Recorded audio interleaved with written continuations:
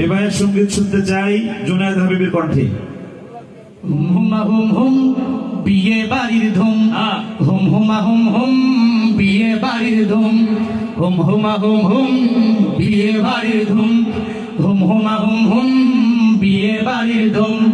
পালকিতে নয় মোটর গাড়ি, ফাতেমা যাবে শ্বশুর বাড়ি। পালকিতে নয় মোটর গাড়ি, ফাতেমা যাবে শ্বশুর বাড়ি। আনন্দেরই হই হুল্লোড়, ভাঙছে সবার ঘুম।